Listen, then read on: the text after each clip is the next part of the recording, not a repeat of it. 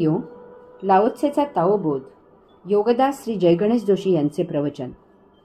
स्वर्गाचा डौल. लाओत्से ओवीत पुढे सांगतो की विख्यात नसेल तर स्वर्ग डळमळीत होईल.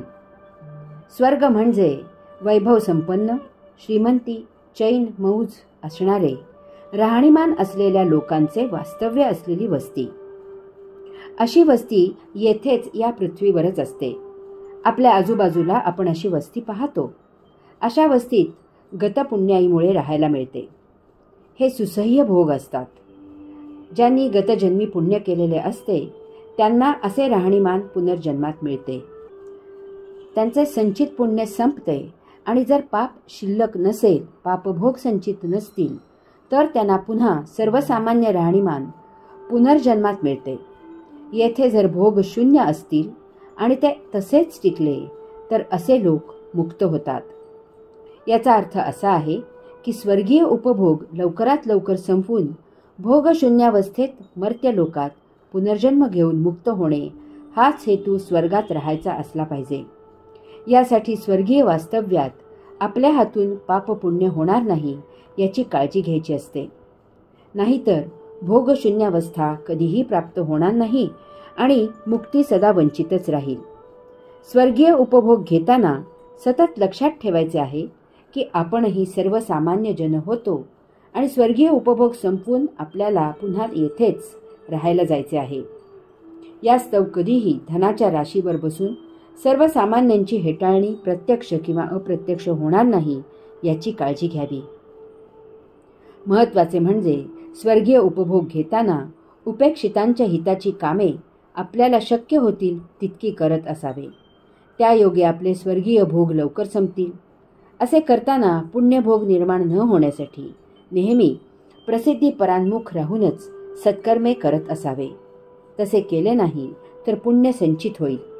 याचा भयावह परिणाम असा आहे की त्या पुण्यामुळे दुःख मागे लागते आणि ते सहन करायला हे पुण्य उपयोगी होते.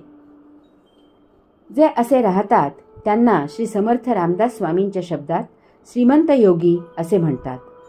हाच स्वर्गाचा डौल असतो. तो सांभाळावा लागतो. आपल्याला धनदांडगे रोगराईने पछाडलेले, दुःखात पिचत असलेले दिसतात. ते आणखी पुण्य संचयासाठी, प्रसिद्धीसाठी केलेल्या पुण्यामुळे असतात.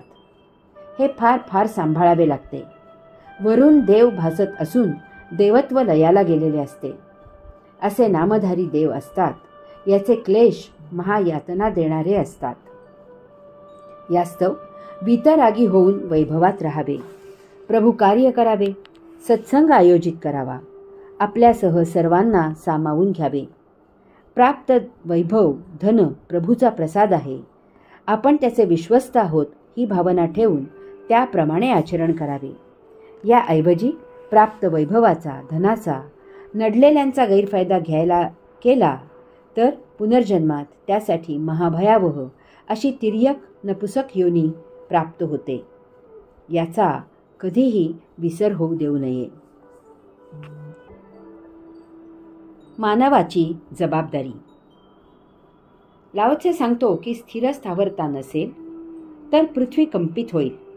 नरक, पृथ्वी आणि स्वर्ग अशी जीवाच्या राहणीमानाची 3 प्रकारे वर्गवारी केलेली आहे. ही अशी वर्गवारी करावी लागली हे मानवाचे महादुर्दैव आहे. कारण जर मानव योगिक आचरण करील तर येथे फक्त पृथ्वीवरील मानव अशीच त्याची ओळख असेल.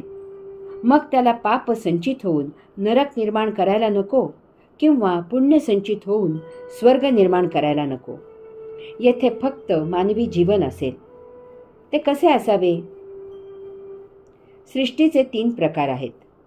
एक निर्जीव सृष्टी म्हणजे दगड, माती, धातू, डोंगर, दऱ्या वगैरे.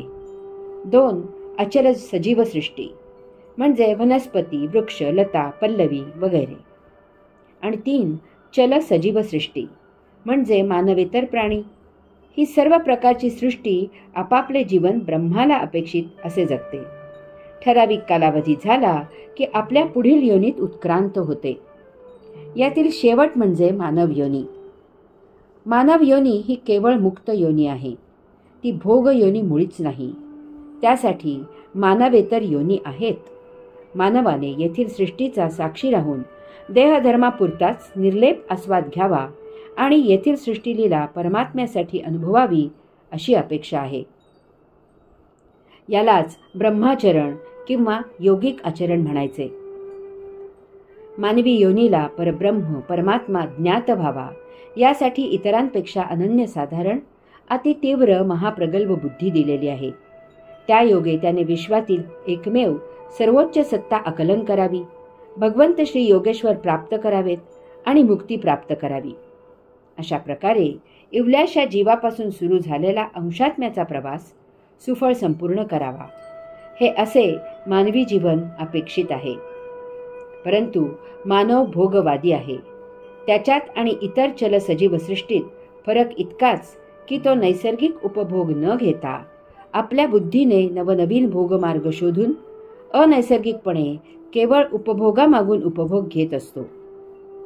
मानवेतर प्राणी नैसर्गिक उपभोग घेतात आणि पुढील योनीत उत्क्रांत होतात. परंतु मानव असे नैसर्गिक आचरण करत नाही. त्यामुळे तो पुढील आत्मज्ञानासाठी उत्क्रांत होत नाही. स्वतःला तो देह समजतो. त्यामुळे ज्ञानेंद्रियांनी बाह्यज्ञान प्राप्त करून कर्मेंद्रियांतर्फे तो सृष्टीच्या उपभोगात रत राहतो. यात नियतीला अनुसरून जीवन जगणे न होता तो भौतिक वस्तू जगतात रममाण होतो. यामुळे पृथ्वी 2 प्रकारे डळमळीत होते, कंप पावते, अस्थिर होते. पहिला प्रकार असा की नवनवीन उपभोग शोधण्यात मानव पृथ्वी खणून काढत आहे. पृथ्वीवरील आणि बाहेरील वातावरण ढवळून काढत आहे. अनेक वेळेला पृथ्वीचा परीघ भेदून जा ये करत आहे. येथील पृथ्वी तत्व अयोगिक कारणांसाठी वापरत आहे. यामुळे पृथ्वीची श्रीमंती, वैभव, पर्यावरण लयाला जात आहे. तिची समृद्धी नष्ट होत आहे. दुसरा प्रकार असा की मानवी देही साक्षी राहून परमात्म्यासाठी सृष्टीलीला अनुभवणे थांबले आहे. याचे पर्यवसान एके क्षणी येथे जगबुडी होऊन पुन्हा नवनिर्मिती होण्यात होईल. हरि ओम.